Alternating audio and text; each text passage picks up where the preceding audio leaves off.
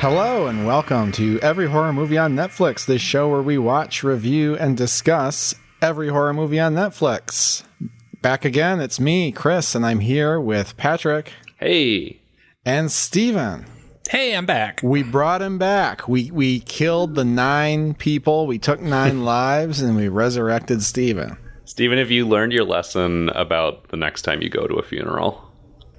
No. I greatly enjoyed listening to you guys talk about Pog 9 Lives, but I could not pass even a 2-question quiz on what that movie's about after listening to it. It sounds pretty wild. I know there's a lot of rules about funerals, and you can't go to a funeral. Okay, let's try this. You can't go to a funeral with an open wound. Yes. That's the one I remember the most. Yep. You can't cry into the grave. Yeah, that's enough. one, right? Close enough. Close enough. On the coffin. On the coffin. On the coffin. Yeah. Okay. Well, if you're in the grave, it's probably going to hit the coffin. We'll give you a pass. That's it. That's all I got. That's 2 out of 9, so that's a solid. Yeah, that's pretty good. D. That's a Meatloaf song, right? Yes, 2 out of 9 ain't bad. There's so many new rules in that movie. I thought it was written by Bill Maher. Whoa. So many new rules in that movie. I thought it was written by Christopher Nolan.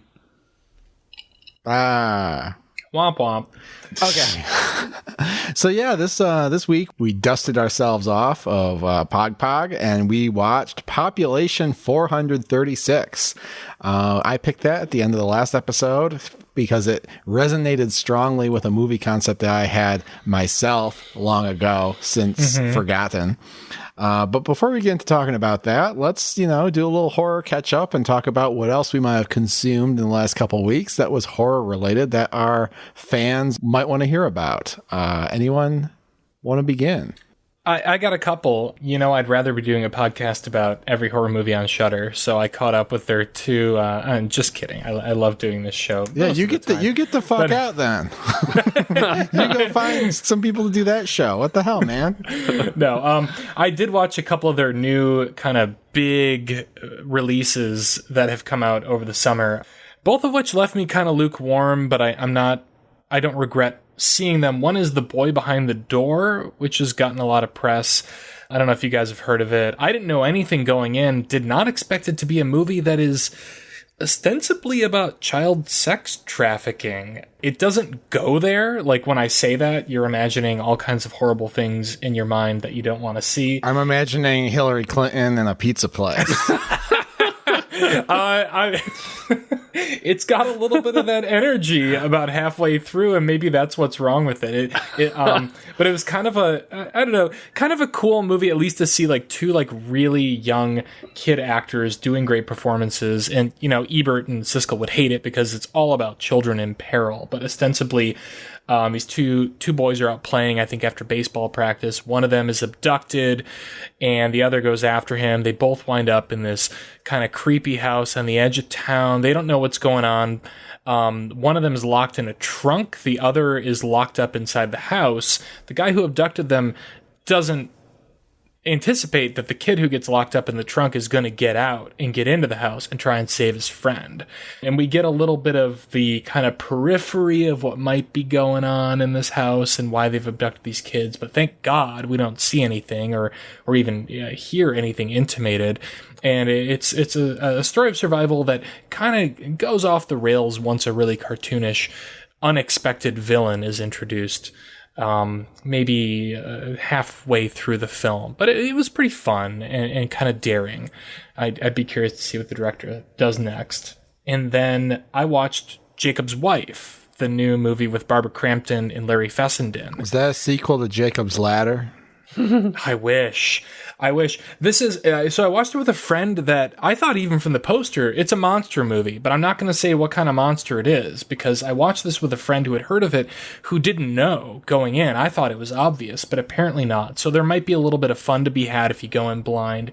But Barbara Crampton is kind of a subdued housewife with a preacher husband, played by Larry Fessenden, who I don't know if you guys know him, but he's been in the indie horror scene for decades. He's a really charming, creative guy and a really great actor. And of course, we love Barbara Crampton. And something happens to her, and their marital dynamic changes drastically, and it becomes a horror movie. I did find it to be a little bit kind of undercooked, but the performances are great. I think it's a lot of fun if you're not expecting too much. But interestingly enough, that was kind of Shudder's big tentpole release for the summer. You know, not too impressive to me, but others might enjoy it. I don't know. Patrick, do you have anything?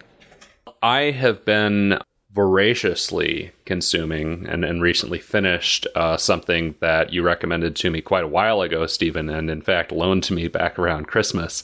I finished reading Mallory O'Mara's book, The Lady from the Black Lagoon, or The Woman from the Black Lagoon. I forget if it's lady or woman. The Lady from the Black Lagoon. Lady from the Black Lagoon, which is this really fascinating kind of, I mean, it is a biography of Millicent Patrick, who most notably, I guess, designed the creature from the Black Lagoon in the original film of the same name, but also was an actor, an artist, socialite, a million other things. She has this incredibly rich life.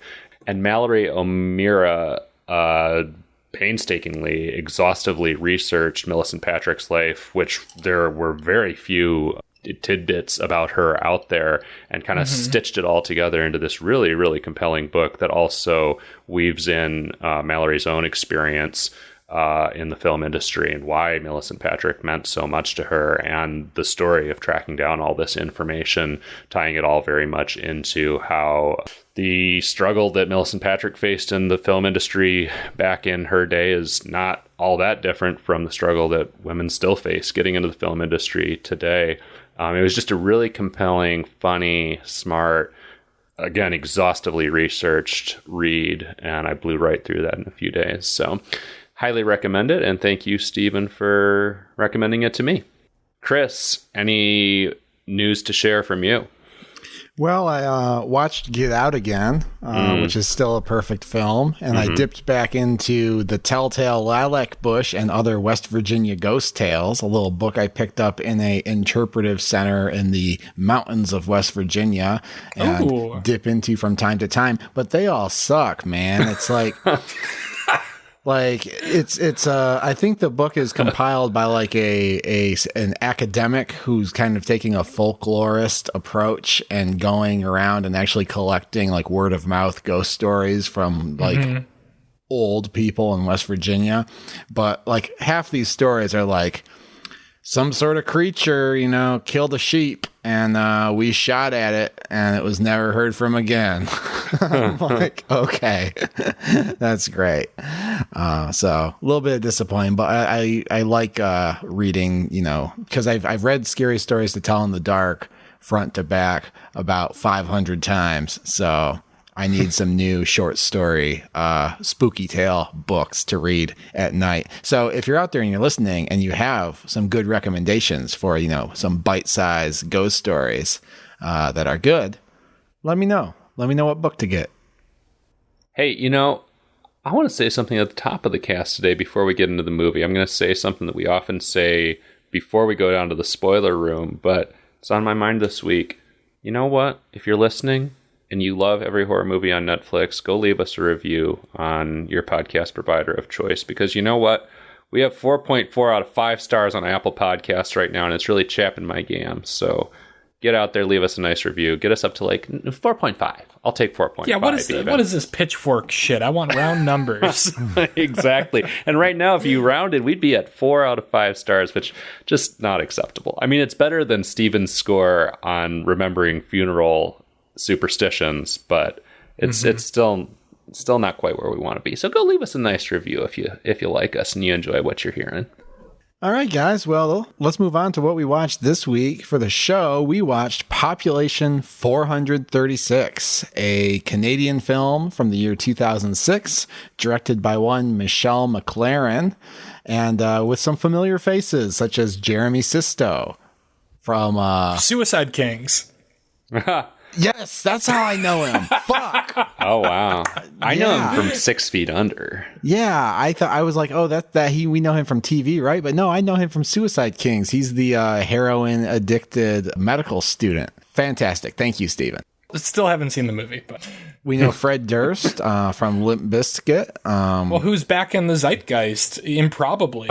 Yeah. You know, Fred Durst has suddenly become a household name to a new generation. He and his goatee. We've got Peter Outerbridge, who plays the insurance executive in Saw 6. He stars as a deputy. I missed him. I'm just reading off Wikipedia to tell you that information. But Population 436, real simple story, guys. There's a census taker, and he's investigating why some town in the middle of nowhere that has a eerie sort of timeless quality where everyone is perfect and everything is idyllic and everyone's kind of weird and very hospitable. The population of this town has remained at 436 for like 100 years. What's going on? So as our What's hero, What's up with that? Jeremy Sisto, investigates, he begins to find out that, maybe there's some dark reasons why the population has stayed at 436. And if you're curious, for my money, if you want to know the details of what's going on in this town, you could probably skip the first hour and a half of this movie. No, it's only an hour and a half movie. But if you know the premise of this movie, you know more than you will know for the first 45 minutes of the movie. And that kind of bothered me. You mean in the sense that you know that the population is 436? Doesn't it seem like they could have or should have held that information back? Like, you find out that the population has stayed at 436, I don't know, maybe a half hour, 45 minutes into the movie, and that could have some creep factor, I guess, except that you basically already know that's coming because it's the literal title of the movie. Literal title, I think one of the first shots, or not the first shot, but the end of the first sequence, you see the sign hanging there with the population 436. I don't know. Right. I think they needed to have a motivation for this census taker to be visiting a small town on a non-census year and doing this special investigation. So I can't really think of a better way to deal with this premise. Oh, so that's why he goes there in the first place. I thought that he kind of figured it out as he was going along, because he's like filling in numbers in his book, and he's got, here's this year, that's 436, and then 1970 whatever was 436. It seems like he's slowly piecing it together. There's missing data, I think, is the issue. Like, the Census Bureau is missing data on this town, so he goes there and wants to see the physical records, which I don't know how the census works, but I don't feel like the town would have the physical records of every census that was taken. No. Here's what he's doing. Because the census only happens every 10 years. So He knows that, for the last 100 years, every 10th year, the population has been 436. Oh, he's filling in the blanks. So they're like, that must be an error. And the census guy doesn't even care to fill in the blanks, but I think he's trying to put together some sort of paper trail of what's happening with the births and deaths to verify that it's 436 or figure out where the discrepancies are so that they can make sure that, I don't know, the area, they know how to gerrymander the town, I guess. Exactly. Yeah. Well, okay, let me ask you this question then, because this didn't really occur to me until now. Do you think going in he expects or anticipates some kind of foul play? Does he think the town is like hiding something? Because I didn't really gather that from him either. No. Which maybe would have made the movie more interesting and also probably, 45 minutes as opposed to 90 minutes if that had been the case. I wish. That would have added some drama and conflict before the midpoint of the movie. And there's really not any. We just kind of see this man stumbling through town. You know what this reminded me of? It reminded me of Amnesiac. Because only instead of like just walking around for an hour and a half, like opening and closing doors, he's just walking around talking to like weird people. And that's that. It's very kind of formless. There's not really a lot driving the plot. Eventually you get some good scenes, but like I said, it's like, man, here's a guy, he's in a town, the population's at 436, and there's not really a reason to care about anything that's going on for a good 45 minutes, in my opinion. Well, yeah, I mean, I agree. There are a couple of like key subplots, I guess I would say. He has a romance going on with a woman who he meets almost as soon as he gets to the town. Bit of a love triangle there because the police officer played by Fred Durst, with whom Jeremy Sisto strikes up a fairly friendly relationship, is also in love with the same woman. So there's a little love triangle thing going on there. Yeah.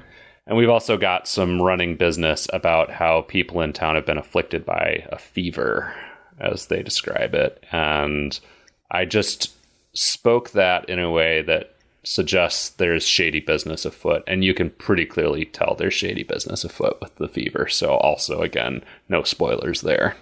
But we get all the hallmarks of shady business. First of all, we know from like the cold open of the movie that like someone's born, someone dies.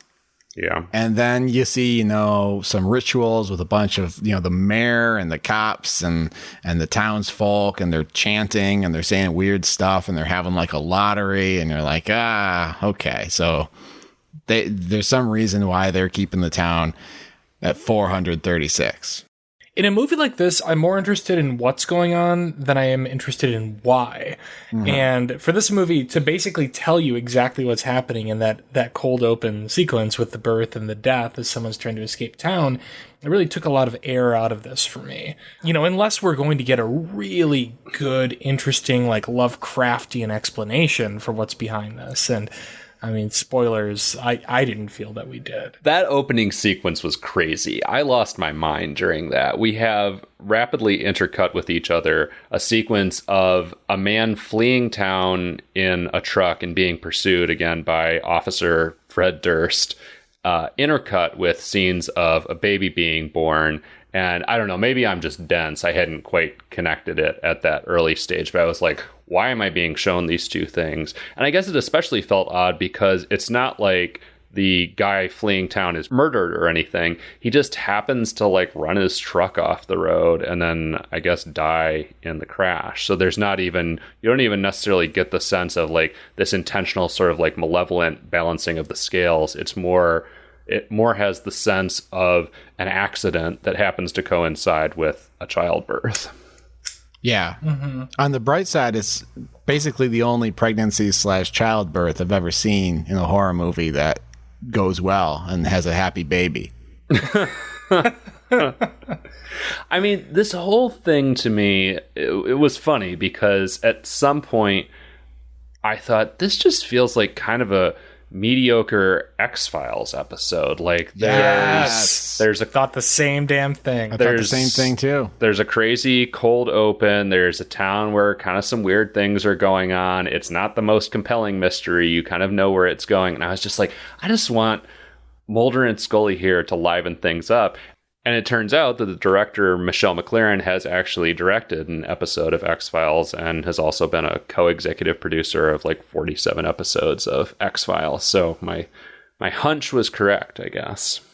It does feel a little bit like an X-File based on the plot and based on the production value, where it really feels like a made-for-TV movie, more so than even a straight-to-video movie. But let me tell you, if you're looking for some X-Files where they go to a town with a secret that are better than probably this. A few, I'm guessing. Yeah, there's a few. I would say you should watch Our Town. Yep. I would say you should watch Road Runners, which is, I think, very similar to this, but has an amazing creature at the end, which this movie this did needed not. A creature. This needed a creature. I agree.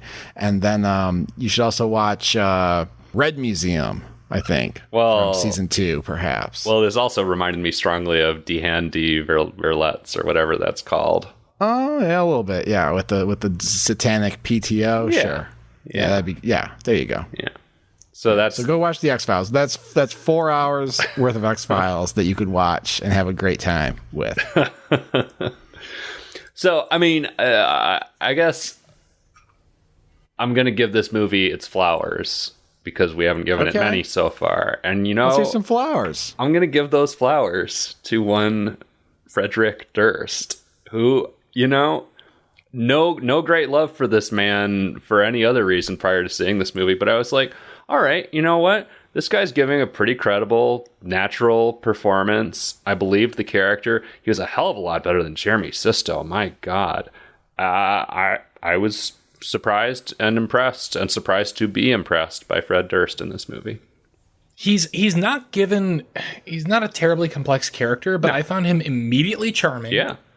And consistently throughout the film, and intense finally when he needs to be, in a way that didn't have that kind of douchebag bravura of Limp Bizkit that I was expecting from this performance. I thought, like, wow, the guy can act. I mean, maybe on TV, not in a film necessarily, but I was impressed. Yeah. The performance has empathy and sensitivity and a little bit of depth. I was surprised. Yeah, it turns out he's a great director as well. He made that film The Fanatic with John Travolta and Devon Sawa. Did he direct that? I've heard nothing but great things about that movie. It's a hoot. It is an absolute hoot. I have not seen it, but I've heard it's pretty bad. Well, God bless him. Speaking of John Travolta, Jeremy Sisto looks almost exactly like John Travolta. What? You don't see it? I can't follow you there. Oh, well, you go there alone. Allison was all with me on this, but wait, which Allison? Allison with a Y was like, he looks like a more handsome or less weird looking John Travolta. I forget the specific descriptor used, but yeah. Huh. Well, maybe you should watch Suicide Kings. What the fuck does that have to do with literally anything other than you being always obsessed with Suicide Kings? Because Jeremy Sisto is in Suicide Kings, so you could get another look at him. Oh, I watched 5 seasons of 6 Feet Under with him in them. I don't need any more looks at that era of Jeremy Sisto. All right, fine. Is that the only era of Jeremy Sisto? Is he still around? Like, I have never heard of this guy until I saw this. I mean, this movie is pretty recent, right? 2006. Oh, 06. All right. Okay. Yeah. Never mind. Yeah, maybe he's not still around. Well, that's interesting because, I was looking at this movie and I was trying to tell, like, is this a period piece? What's going on? Because, like, the town has this timeless quality where, like, the cars are from the, 80s or early 90s, and then everyone walks around like it's Greenfield Village, which I don't know if our listeners know what Greenfield Village is, but if you live in Michigan, you know that Greenfield Village is a offshoot of the Henry Ford Museum, where they have taken historical buildings. Well, how would you describe it, Patrick? You might be the expert in that topic. I have no idea why I would be the expert in that topic, but by blood, dude. You've had relatives who have tended the horses. Oh, that's true. That's true. No, yeah, the Greenfield Village is this insane project of Henry Ford's where he decided to pick up famous historical buildings from around the country, dismantle them basically brick by brick, and then reassemble them and put them all together in this village. So you can go to the shop where the Wright brothers invented the airplane, and right down the street is Thomas Edison's Menlo Park laboratory. It's all there. And it's the inspiration for M. Night Shyamalan's The Village. I think Henry Ford wanted to keep white people from being victims of modern crimes. So he created this antiquated setting and convinced them that was reality. I mean, that would be right up Henry Ford's alley. But yeah, I don't know if you guys have seen The Village, but I also got heavy The Village vibes from this movie, and also wanted that kind of twist somewhere in here to spice things up a little bit. Yeah, I mean, there's like a little like curly-headed moppet, like the white Mr. Bonku, essentially, like bicycling around this village, and he's always wearing suspenders. Obi. Yeah, Obi. He's always wearing suspenders, and I was just like, at one point I was like, why is this child wearing suspenders? Why is everyone like dressed up like it's the 17/1800s? Well, it's because they're all convinced that this is, they're kind of, I mean, I don't know if this gets into spoiler territory or not, but I'll say they're convinced that this is the best way of life. This is what has worked. This is what has kept us safe. This is what keeps us happy and away from harm. So they've just never adapted to modern society. Yeah. They have people who bring in their, supplies for the, the grain mills and whatever the fuck else they have to do to live off the land. But those people have their own road that they take in, and they just drop the shit off and leave, and they don't ask questions.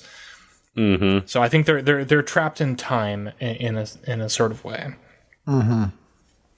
But I had a real hard time watching most of this movie. Oh yeah, and it's like the first half of this movie is just like you take Jeremy Sisto and he goes to someone who's like making muffins or like peeling apples, and he's like, so yeah, and he's like, I guess ostensibly asking census questions, and they're like, I'm 64 years old, I've lived in Rockwell Falls my entire life, and he's like, Rockwell. oh, great. Rockwell.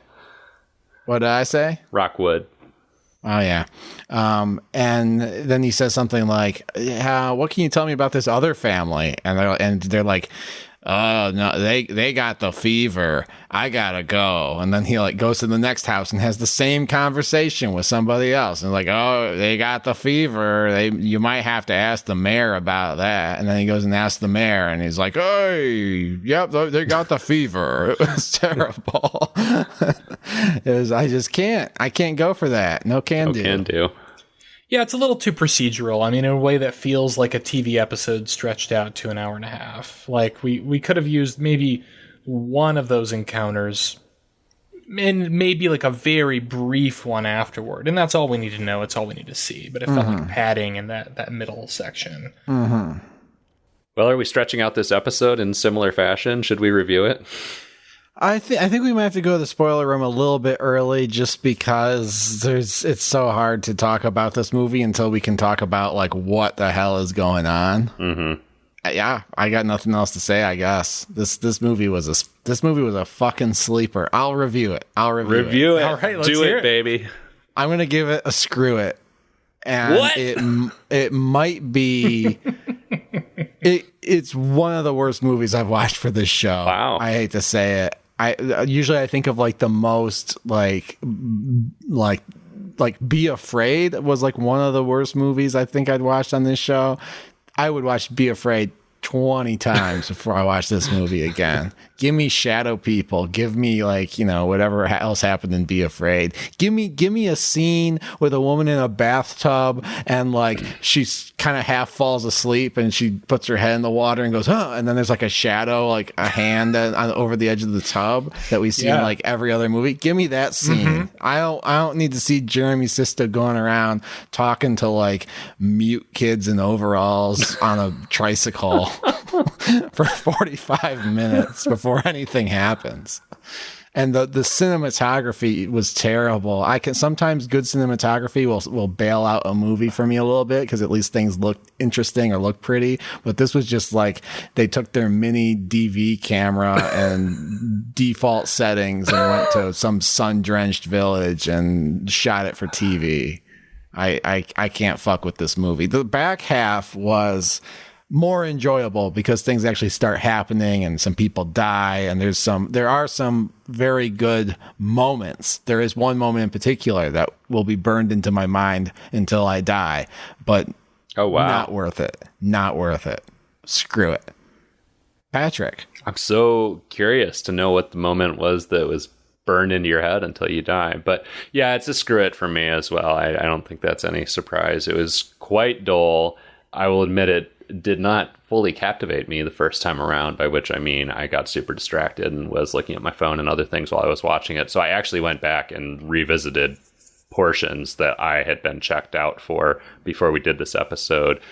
Didn't add anything to my experience or change my views on this one. The only thing I'll give a pass, which I've referenced already, is Fred Durst's performance. And you know what? God damn it, I can't believe I'm going to say this. I want to see Fred Durst act in other things now. I'm like, was this just a one-time fluke, or is Fred Durst a good actor? I want to know. He's been in other shit. Yeah. I wondered the same thing. I'd rather see him act than see him reprise Limp Bizkit with a stunt, dad rock costume. Yeah. Even though that was, kind of charming in its own way.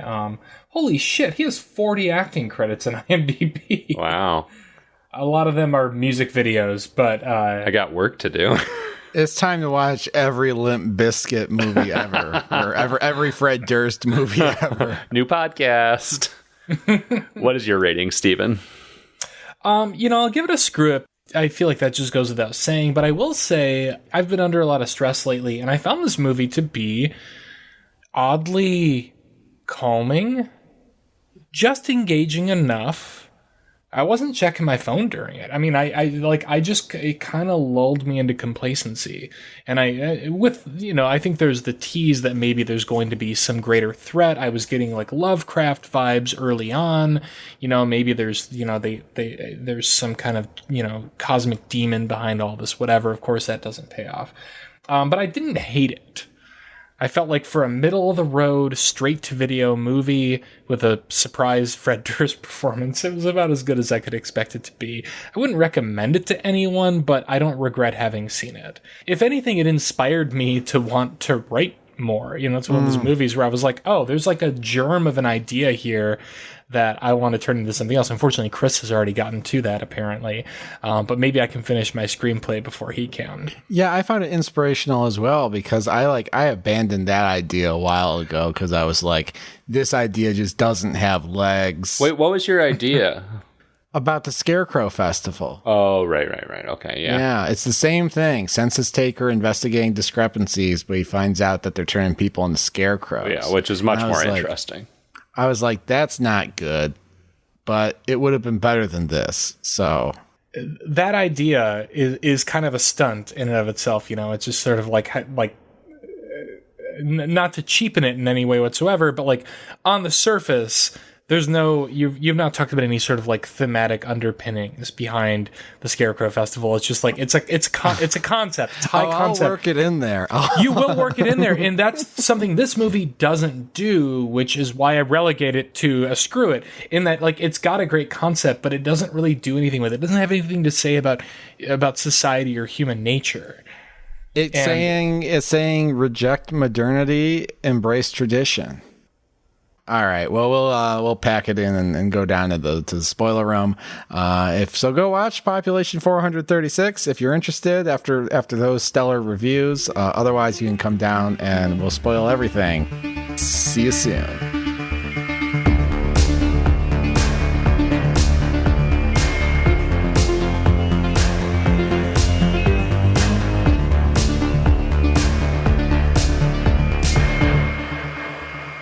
Welcome back. We are down here in the spoiler room to talk about Population 436. And why is the population 436?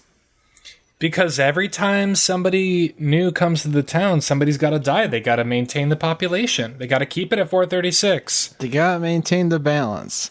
And how is this even communicated? I don't even know. How do they reveal these twists? Because we know that people are being killed by the townsfolk. Chris, I rewatched like the last half of this, and I still can't really tell you how it's communicated. I mean, again, we have that opening sequence where it's communicated both literally and abstractly at the same time, because at that point that we're receiving the information, we don't know what this movie is going to be. But we see a baby being born and somebody trying to leave town and dying. We slowly learn that there's a doctor who comes from a long lineage of doctors in the town. People get this fever when they want to leave town. He calls it a fever, and he tries to treat them to keep them from leaving, but sometimes he has to kill them because a stranger will come into town. There's a great scene with the doctor where the doctor is Jeremy Sisto shows up at the doctor's office, and he's looking for this girl who was involved in, related to the guy who died in the cold open, and she's what, an 11-year-old girl or something, and she is being held prisoner basically in this doctor's office, and he comes in and the doctor's finishing up treating some woman who he's clearly lobotomized her because she's in a trance and she's got a bloody nose, and he's and Jeremy Sisto's oh, what's wrong with her? And he's doctor-patient privilege, as he should. HIPAA, I know, I had a big question about that. Is that a thing? Like, is that a term? Yeah, HIPAA. That's what HIPAA is. But do they call it doctor-patient privilege? Because I feel like I've heard of attorney-client privilege, but not doctor-patient privilege. They call it doctor-patient confidentiality. Is the term you'll typically hear. But it's same thing, right? Same thing. I understand. Yeah. So, but then he goes in there and he's like, so what can you tell me about this 11-year-old girl? And the doctor's like, oh, she's crazy. She's got schizophrenia. She's got this. She's got that. And I'm like, wait a minute. You were just invoking HIPAA and now you're just going to spill all the dirt on this minor child's mental health? Well, yeah, because she is the girl whose dad dies in the crash at the beginning of the movie, and who kind of loses it at his funeral, saying like, this doesn't have to happen, or something along those lines. Oh God, she didn't. I don't remember, but she didn't cry in the coffin, did she? No, or break any of the other Pog rules. She went straight home. So. After the funeral. Oh fuck. But she is spirited away to this, treatment, quote unquote, center. I mean, really, that's the big twist or the spoiler, even more so than that they're, killing people to maintain the perfect balance of 436 people. Almost the bigger twist or spoiler is that, the fever is basically just what they call it when somebody breaks with the established order and says, this is fucked up. I don't give a shit about the number 436. And then they get treated for fever, which is what happens to this adorable little girl who Jeremy Sisto then gets invested in saving. Yeah. And then there's the great, actually, legitimately, my second favorite part of this movie was Jeremy Sisto consulting the Bible and like these ancient numerology books to figure out what's going on with 436. And he finds like some like ostensibly biblical list of like numbers that correspond with like prayer verses or something, and finds out that like 4, 3, and 6 correspond to like these chants about balance and everything that you've been hearing. Well, what's even funnier to me than that is just watching him do basic math with the numbers 4, 3, and 6. Yeah. There's like an extreme close up of him writing 4 plus 3 plus 6 equals 13, and then 1 plus 3 equals 4. It's like, wow, buddy, you really had to write that out. I like that. I wanted more of that in this I thought movie. It was hilarious. But then my favorite scene, because basically he decides like, all right, I need to get the fuck out of this town. I don't really care about the mystery, but I'm going. And then the love interest, who is just doesn't have a lot of character to speak of, man. It's not a very strong character. Nah. But she's, kind of floats through the movie and she's like, take me with you because I'm in love with you because I'm the only woman in this movie and you're living in my house. And he's like, all right, great. And they're like, we have to do it after the festival. They're having a big festival and everyone's going to be there. And you should just got to show up at the festival so they don't get suspicious. And then we can leave together. And they go to the festival and there's this big fucking structure covered up with, it's fucking the end of Dancer in the Dark. Like it's it's like you think they're gonna unveil like a giant statue or a giant painting or something, and the mayor goes up and he's like, we have good news. We have a new resident in our village, and they're speaking of Jeremy Sisto, who he doesn't consider himself a permanent resident of this village, but they do. And then they say, so now, give it up for our festival princess or whatever the hell, the chairperson of the festival. And they pull back the sheet and it's a fucking gallows. And this woman who's like the homemaker of the year or whatever, who just won the like drawing to be the festival chairperson, they fucking hang her. And she's like so happy that she's being hanged because she's helping protect the equilibrium. And I thought that was a great scene. That was the only part of this movie that I will remember in 30 minutes from now. It's very Midsummer. It's very Wicker Man. It's very The Lottery. And like Jeremy Sisto, that's like the first scene, maybe the only scene in the movie where I felt like he was really acting. Like he does, his reaction of horror and being appalled by this is like really, really kind of palpable and striking. What? Oh, I disagree strongly. I thought I thought Jeremy Sisto was fucking phoning it in this entire movie. As soon as she was hung, I was like, that is not how you react when this happens. Like, there was just no reaction at first. He went from like a 0 on the dial to just fucking like 29,000, just so over the top. Because he's in a crowd of people who are completely neutral watching this. And I think that maybe would affect your perception of such an event. Because it's like how when a baby falls over, if you go, ooh, like then the baby starts crying, even though it's not hurt. So, okay, at that point, he has been captured, electroshocked, and not at that point. Oh, no, he's not. No, that's really late. Oh, okay. Well, then, and at this point, I was about to cut him some slack because I was going to be like, oh, he has to pretend to fit in more. But no, okay, never mind. I don't give him any more credit for that scene. He doesn't know what's going on. This is a revelation for him. It's stunning.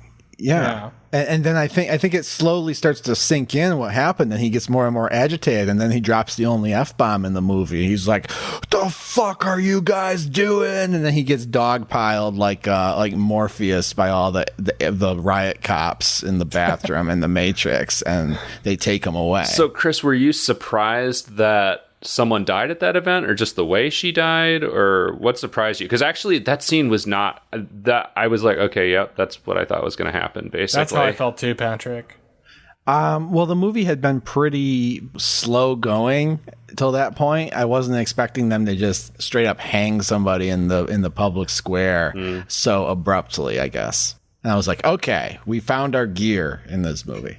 What was your assumption when they first had the scene where that woman found out that she was, the festival chair or whatever? Because as soon as that happened, I was like, oh, she's going to die. Oh, well, and she's excited about it. When they drew her name, I thought they were drawing somebody to die, but then he was like, congratulations to the person's husband. And then the love interest character is like, so-and-so got drawn to be the festival queen. It's a very good privilege. Maybe it'll be me someday. But there's that creepy old woman talking to him while he's observing the events, and she kind of spills the beans without saying exactly what's going to happen. Do you guys remember this? The woman with like the perpetual smile. Oh, right. Like, yeah, he's like, I don't know. I don't remember the exact interaction, but he's basically like, what's going on here? Like, what is this? And she's like, oh, it's because of you, because you're here now. And I'm like, okay, well, we're going to see a death. Okay. Yeah. But I like that. But then they immediately take him to the doctor's office and they start doing, electroshock, lobotomy, whatever they're doing to him. Which is extremely ineffective on him, at least.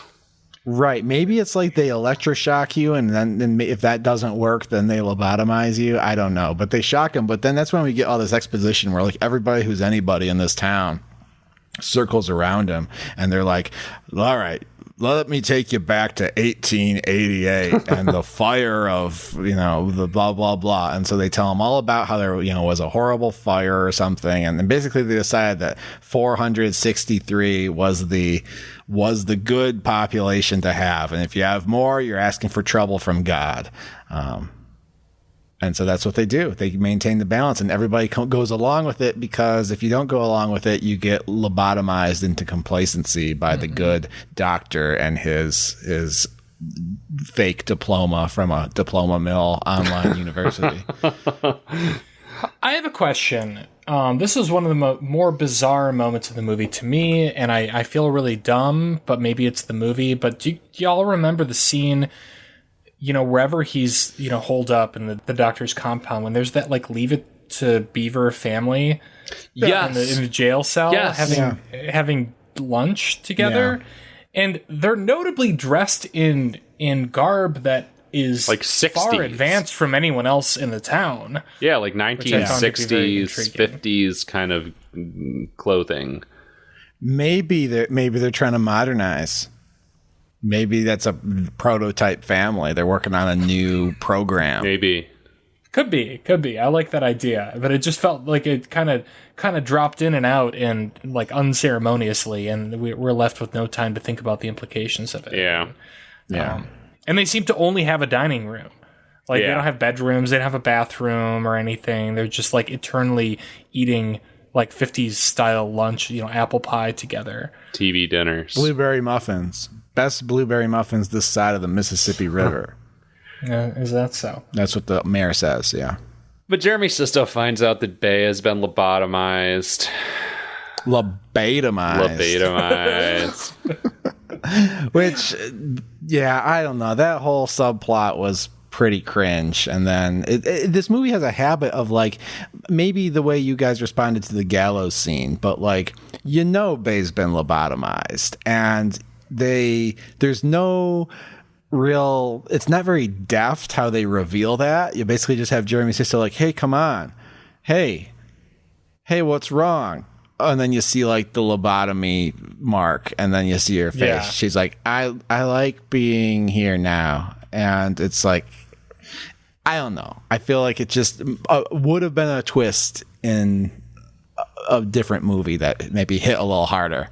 It would have been a twist if there was like any kind of build up to that twist, and there's not. Like, I don't really give a shit about that character, so yeah. I'm just like, okay, well, she's lobotomized. I don't know when or how that happened, but that's where we are now. Dude, my favorite moment with that character was when Jeremy Sisto like can't sleep, and he goes downstairs, and they run into each other in the kitchen, and she's like, let me fix you something. And she makes him something that appears to just be like garlic and a glass of milk. Yeah. And also says to him something along the lines of, who have you lost in your life? I could see it in your eyes at dinner that you had lost someone. And he's like, well, I lost my wife and kid. It's just, oh man, the line was so cringe. The backstory for him was cringe.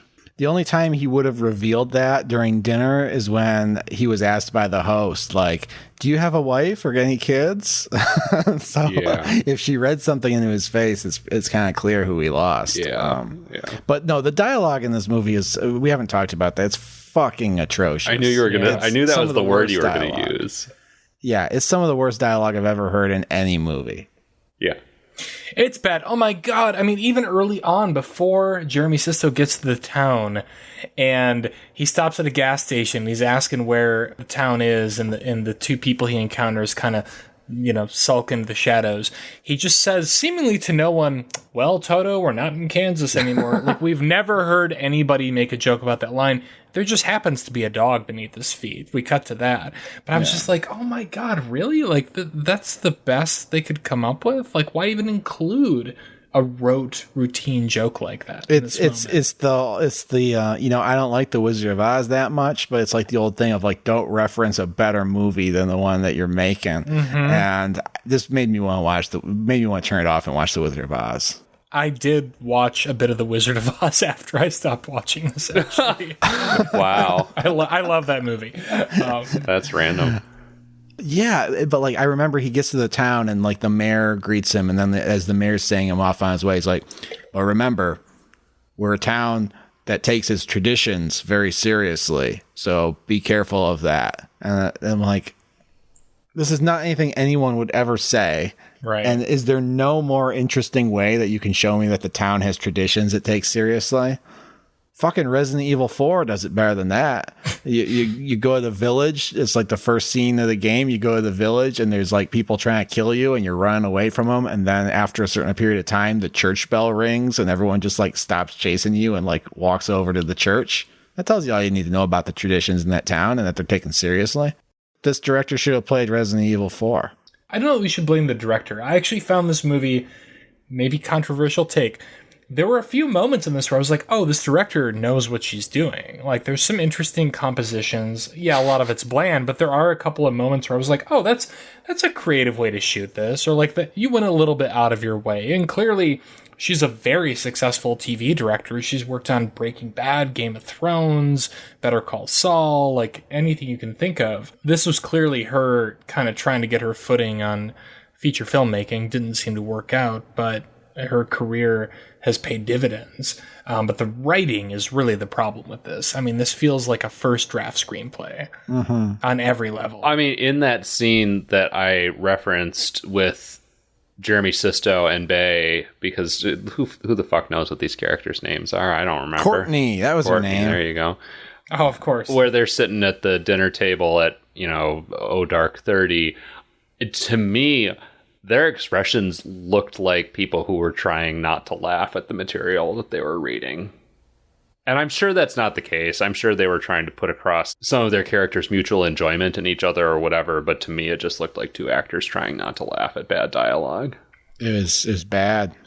But anyways, Jeremy Sisto finds the secret way out of town. There's a police chase, and he gets cornered by Officer Fred Durst and an officer guy from Saw 6. And Saw 6 is like, shoot him. And Fred Durst, again, giving a commendable performance, I would say. Maybe still being the most likable character in the movie at this point. Is just sweating there. He's got his finger on the fucking trigger. And after what seems like an eternity, he shoots Saw 6 and lets Jeremy Sisto and the little 11-year-old girl who had the quote-unquote fever get away. Mm-hmm. The end. Happy ending. Amazing, right? But all for naught, because they pet cemetery themselves and drive into a fucking semi-truck on their way out of town. Yeah, both the girl and our hero Jeremy Sisto have had a recurring nightmare that we've been told depicts the way that they're going to die if they try to leave the town. And again, it's like, so they're going to die in a truck. Like, I mean, I guess you can never escape fate, right? So you might as well just drive a truck if you're fated to die in a truck, because you'll still die in a truck even if you don't get in a truck.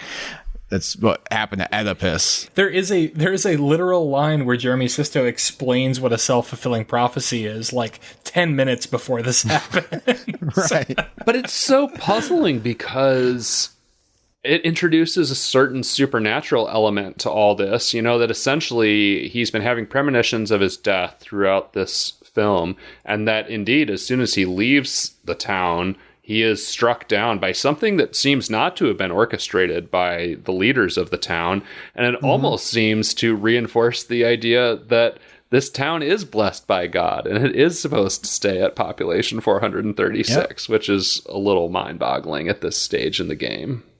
Yeah, they were right. They did nothing wrong. No, you know what? And this is one of those things. This is kind of a Chris thing where I think I'm giving it more credit than it deserves. But the whole... Fuck you. Continue. When they're talking about this whole idea of the fever, and the fever basically just being like, you don't believe in the central precepts of this community, and so you're going to be sent for treatment so that you get with the program. I mean, this may seem like almost reductive, I guess, but I just felt very much the way some people act about America, I guess, where they're just like, oh, you don't get it. Like, I feel like we're on the verge of that, where people are like, oh, you don't get America, you don't love America, like, let's re-educate this guy, Well, I'd rather die than live in that town forever, for sure. Well, yeah. Or if you do love America, we're going to re-educate you with critical race theory.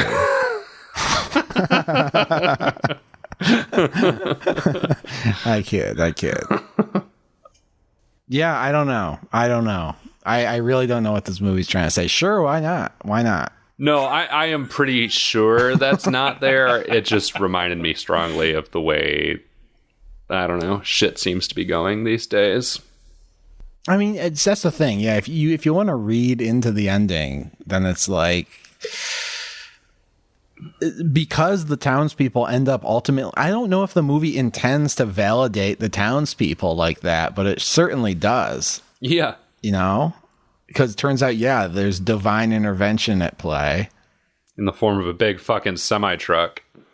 We do meet some townspeople who are big questioners of what's going on, though. Mm-hmm. In particular, Jeremy Sisto, when he escapes after his electroshock treatment and winds up at a family's, farmhouse, he meets the patriarch of the family, who's like, hey, look, I came here, I don't believe this shit, but if you try to get out, you're going to die.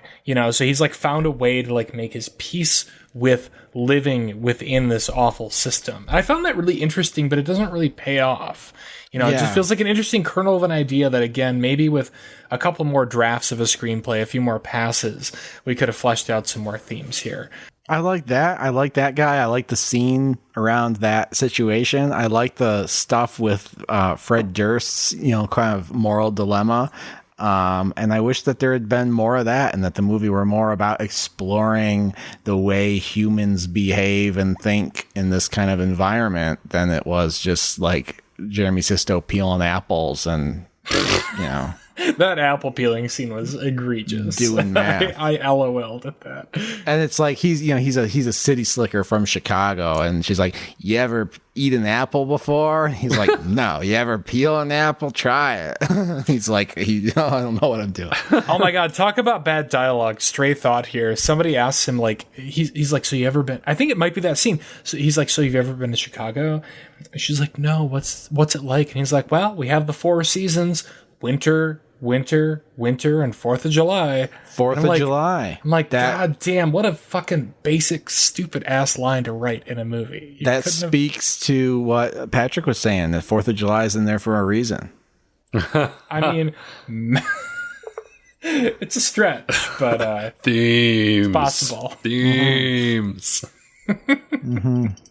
We're spinning our wheels. I do have to, just for you guys, we don't have to include this necessarily, but there's one line in this movie that made me laugh out loud both times I saw it, because I happened to catch it on my rewatch. So do you remember Curly, the kid in the supply shop who's not 100%, He's as not 100%. The shop owner says, and he attacks Jeremy Sisto.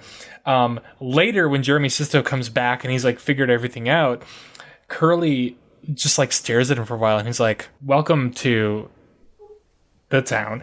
And the shop owner just like very like surreptitiously says, "No, Curly, that was a few days ago." Yeah.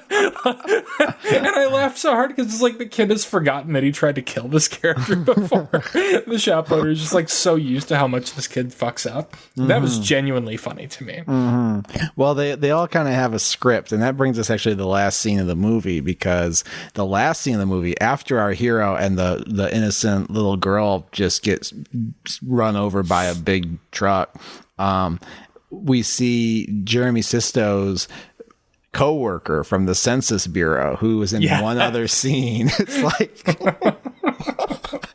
just the way they did this is ridiculous, because they're like, we see after Jeremy Sisto is like getting reprogrammed, he says like, "You can't do this to me. People come looking for me." And they're like, "That's where you're wrong, buddy. We thought of that." And then it cuts to Chicago and like a stock footage of an office building. And we see this guy we've never seen before, who's Jeremy Sisto's coworker.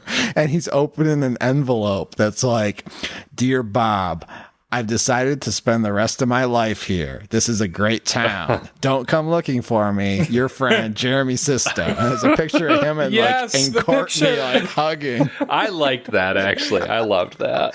I like that. But he's out of sight, out of mind until the very end of the movie, when he pulls up in a car and gets a flat tire in the exact same spot Jeremy Sisto got a flat tire, and gets flagged down by the same exact deputy who flagged down, or another deputy. No, it's Fred Durst. No, it's not Fred Durst. It's not? No, because it's another deputy. It's the third deputy, because he says, "Yeah, my other deputy is getting married to the love of his life, lobotomized Courtney." Right. But, so the cycle's going to repeat, and now this no-name census worker who was co-workers with Jeremy Sisto is going to end up going through the same shit, it's implied. But I just wanted them to throw me a bone. I wanted it to be like the end of The Departed, where this guy shows up and the sheriff is like, "Yeah, we'll take you into town. You can leave your things in your car. We're a real honest bunch." And then the census guy would be like, "I don't fucking believe you." Bang, bang, bang. Shoots him. Or to bring it full circle to our pre-review chat, I wanted it to be more like Get Out. Like, he's like the friend on the outside who's like worried about his friend who's in this town, and he shows up and makes things right. Yeah, he shows up amazing. Yeah, exactly. Yeah, they got him pinned down on the bridge, the two cops, and then just a big van runs the Fred Durst over, and it's a U.S. Census van. God, I would love to see a van run Fred Durst over in any context. But well, it's funny because it's kind of one of those same old shit kind of endings where it's almost setting up a sequel, like this could happen again. But also, it's so funny because of the title of this movie, you can't have a sequel. You can't call a movie Population 436 2, and you can't call it Population 437. No, because the population's not going to change. It would be like 2 weeks later, or is it, what the fuck am I thinking of? 28 weeks later, yeah. 28 days later versus 28 weeks later. You have population 632. So it's 463 too. Now there's 10 times as many people in the town. But if you've seen Population 436, and there's a movie coming up called Population 437, and you're already, you're going to see the sequel because you've seen the first movie, you're like, oh wow, this is going to get interesting because the population has increased. We gotta double down on the. There's one more person in this town. I gotta know how this plays out. Anyway, I'll just write my movie with the census takers and checking out the Scarecrow Festival, and then at the end, movie. And when the census guy runs over the villain at the end or whatever, he'll get out, and the guy will say, "Thanks, coworker. I knew I could count on you." Well, God damn it! Wow. Should we put this movie's neck in the noose and hang it as it smiles beatifically? Beatifically, I love that. Yes, we should. Well, someone asked me what we're watching next time. Yeah, Patrick, your turn to pick. What the hell are we watching next time? Well, I have a bit of a proposal for you, gentlemen.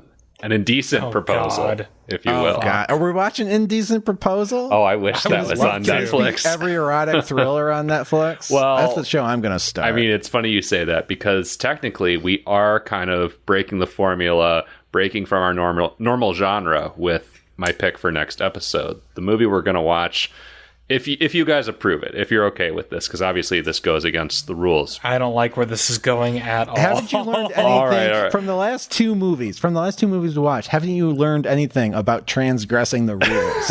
All right, yes. I bear with me, though. We'll do the Pog before and after we watch this movie, but it's not in the horror category on Netflix.